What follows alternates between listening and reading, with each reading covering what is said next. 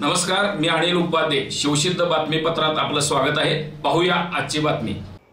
गांधीनगर इथल्या कैलास गोवालदास कटार या व्यापाऱ्यास 9 एप्रिल रोजी अक्षय चावला, प्रशांत मिसाळ यांच्यासह 4 ते 5 जणांनी दुकानांमध्ये घुसून जीवघेणा हल्ला चढवला होता.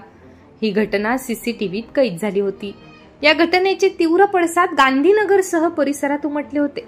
या घटनेतील मुख्य सूत्रधार विशाल पहुजा याच्या स्थानिक गुन्हा अन्वेषण शाखेने शुक्रवारी रात्री मुसक्या आवळल्या.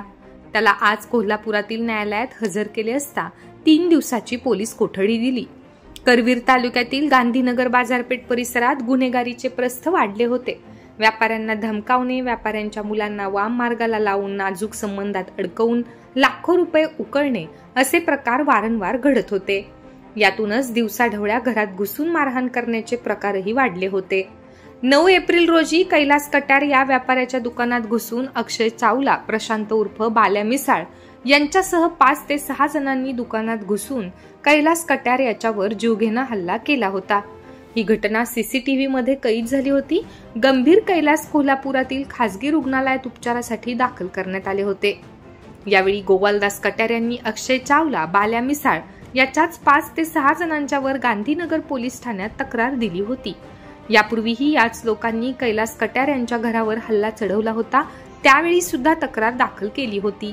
पण गांधीनगरमधील युवा कार्यकर्ता विशाल पहुजा याने हल्ला करणारे कार्यकर्ते माझे असून त्यांच्यावर तक्रार देऊ नये असा दबाव निर्माण करून हे प्रकरण मिटवले होते. पुन्हा याच कारणावरून हा जीवघेणा हल्ला झाला होता. यावेळी विशाल पहुजा याची 4 चाकी गाडी घटनास्थळी होती. या घटनेनंतरही पहुजा याने पोलीस ठाण्यामध्ये येऊन वरिष्ठ अधिकाऱ्यांना भेटून प्रकरण मिटवण्याचा प्रयत्न केला होता. पण या घटनेची नोंद झाली होती. 4 दिवसांपूर्वी पोलिसांनी या घटनेतील संशयित वेदांग शिवराज पवार, मयूर महेश सोळंकी, साहिल साहेबू कांबळे तिघेही राहणार कोल्हापूर यांना अटक केली होती.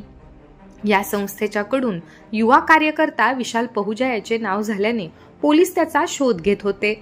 पहुजा याचे हॉटेलही पोलिसांनी सील केले होते. स्थानिक गुन्हा अन्वेषण शाखेने शुक्रवारी रात्री विशाल पहुजा याच्या मुसक्या आवळल्या.